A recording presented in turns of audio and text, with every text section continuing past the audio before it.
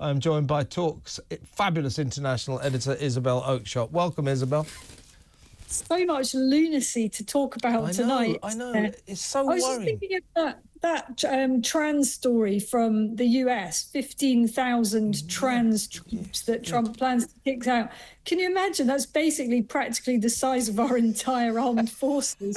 I mean, we're going to do that story later on, but there are good technical reasons for doing it. Trump and his new Defence Secretary, Pete Hegseth, they say, look, these trans troops are basically reliant on chemicals. They have to have this constant supply of chemicals, which A, are very expensive, and B, can we get the chemicals to the front line if necessary? They create too many deployment problems with the armed forces, and therefore they're all out on day one of Trump's presidency. And I wonder what people think. Should we follow suit? I mean, you know, I don't know. We'll talk about that later. But still with trans madness, Isabel. I mean, as I said earlier in my monologue, today, and indeed yesterday, this country, this increasingly insane nation, reached peak trans madness. We hit critical mass as 5 Supreme Court judges, the most learned minds in the country, allegedly, entered day 2 of deliberating on deciding on what a woman is. You know, give me a call. I'll give you my number. I'll let you know. It's you know, all of us, everybody in this country, all the sensible people, in other words, you know, nearly everybody except for the crazy trans lobby and these idiot judges, we know what a woman is. They're sitting in deliberation for 2 days and we don't yet know what they've decided. What on earth is going on?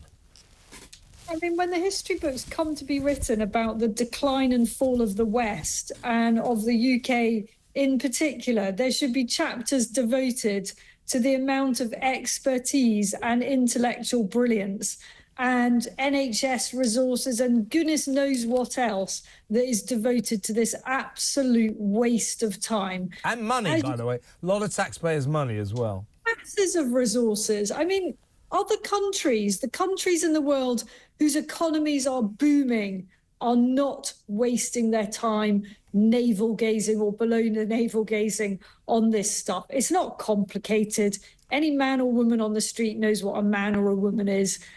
I just, honestly, it makes me despair that we're wasting time on this stuff. Yeah, and by the way, yesterday, I mean, they must the learned judges must have reeled back in shock when they were hit with the most incredible claim, and that was it was stated that if you say that sex is biological, the contention was that is not transphobic. This is the kind of claptrap that those people on the Supreme Court are sitting in judgment on. What the hell? What a waste of time. And by the way, you know what this is all about? This is to their all power to their elbow. It's about a Scottish women's group who are challenging the notion that when companies say we must have an equal division of men and women on our board of directors, something I kind of agree with. If the quota of women include trans women, is that valid? I mean, that's what this is all about.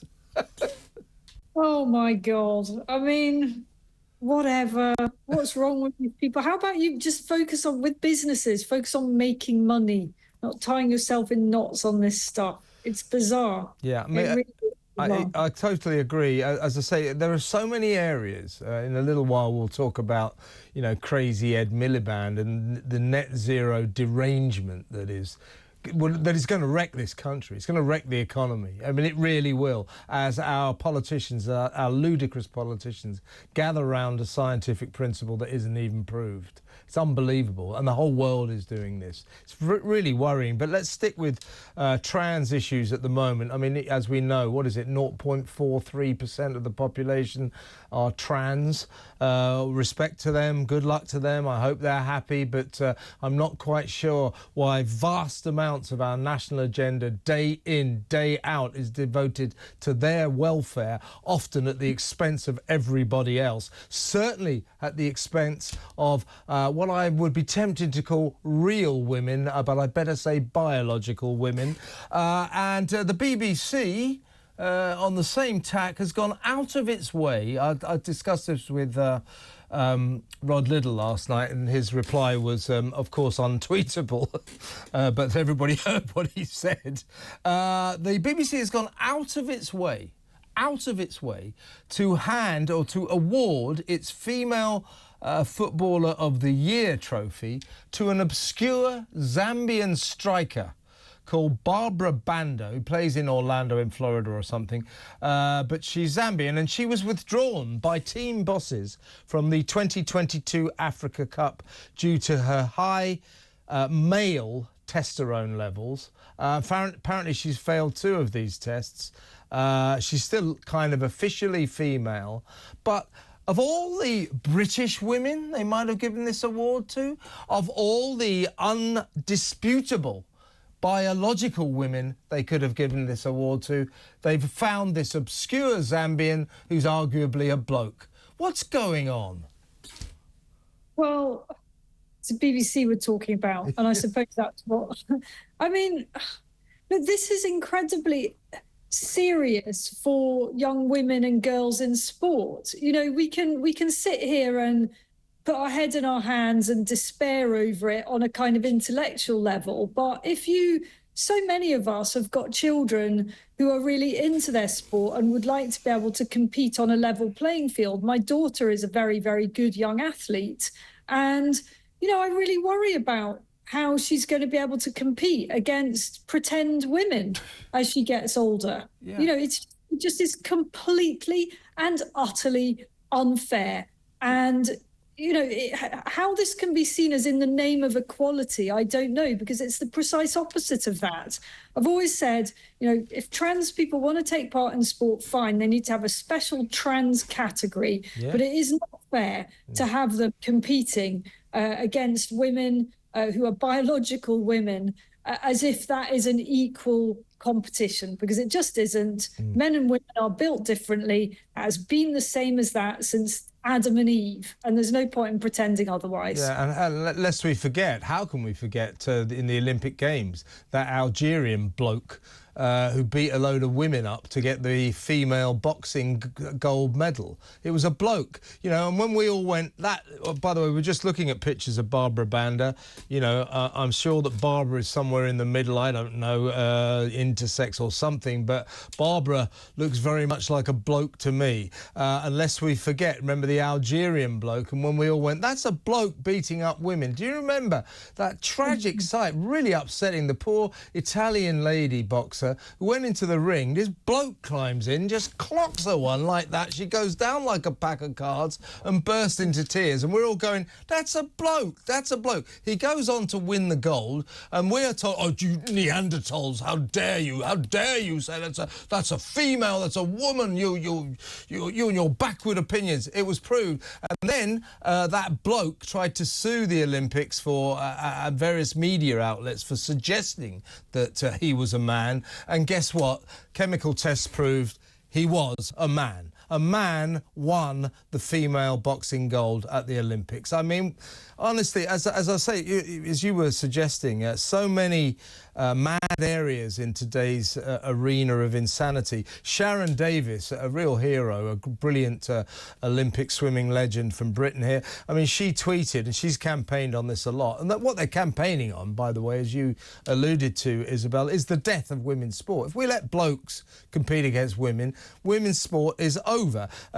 Poor old Sharon, who comes on this show quite a lot, I'm hoping she might find time a bit later, she just tweeted, this is bloody ridiculous.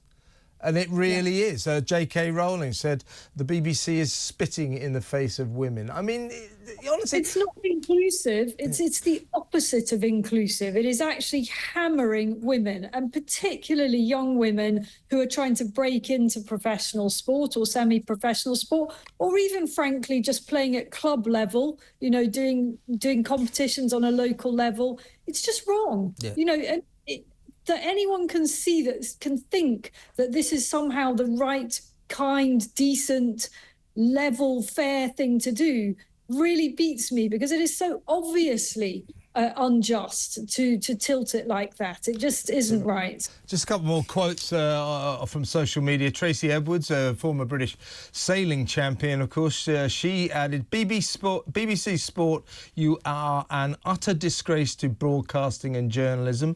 And Joey Barton, perhaps a dubious character, but he's on the money here. He says the BBC don't care about women.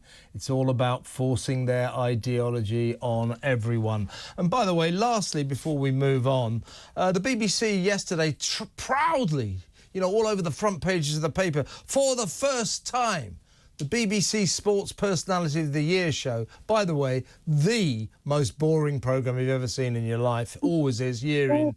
It's so dull.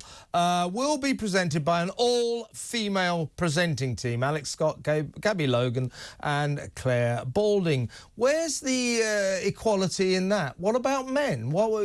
So is the BBC's definition of equality of the sexes getting rid of all men and giving their jobs to women? Is that what it is? Is that BBC equality? The BBC seems to become more loathsome by the day. Yes, it does. It really does.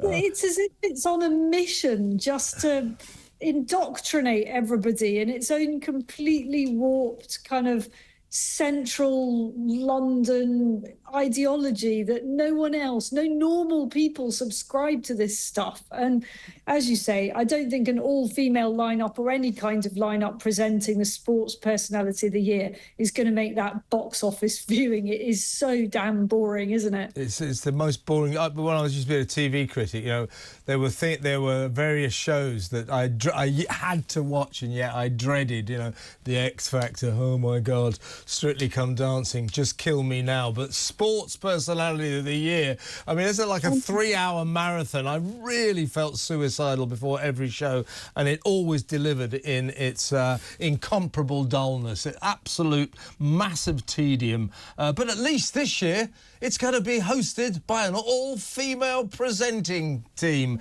Great. Who cares? But it's ridiculous.